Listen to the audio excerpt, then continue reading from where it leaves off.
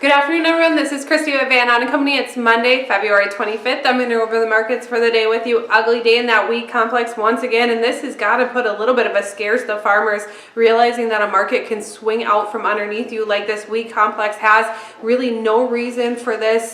Fundamentally, nothing has really changed. Inspections today were even friendly when you look at the wheat complex. You have to imagine we're getting competitive in the world market, and you really have knocked off over 60 cents into the Chicago wheat complex, over 70 cents into Kansas City complex, 24 cents into Minneapolis since February 6th. That was when you kind of peaked up here. So really in a very short amount of time, you've taken off a lot of premium into this market, and it's kind of scary when you look at it as a chart, how it is looking. It's a lot of negativity when you look at it. It's been weighing onto the corn market down 4 3/4 today.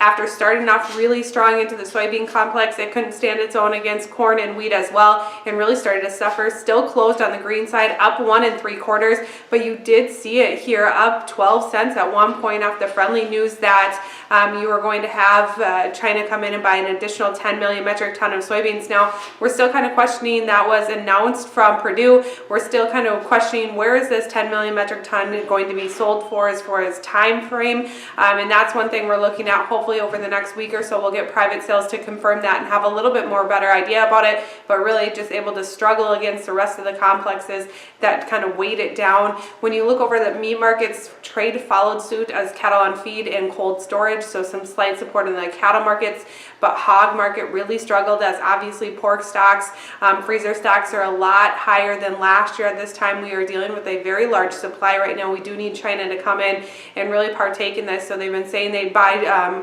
soybeans as a good faith on trade talks. It'd be really nice if they'd spread that out to some other complexes like the pork complex, because we are struggling here, and you are down just over $1 on the day. When you look at the outside markets, crude market really fell apart as well, over $1.50 lower. US dollar traded both sides, slightly negative, and then the Dow market actually had a good day though, as people are thinking that with China confirming to buy 10 million metric tons, also just the optimism, the trade deadline pushback, that things are going good, that we shouldn't be stuck in a trade war much longer, and that's when you saw some positivity in the stock market, some support there. Moving forward, what we're going to be watching is just waiting to see if we get any private sales announcements in the morning. That should be a good indicator of what time frame they're looking at buying beans, and maybe it'll feel a little bit more real when we see those. I do have to close with the disclaimer: trading futures and options involves risk, loss, and is not suitable for all producers. Have a great day.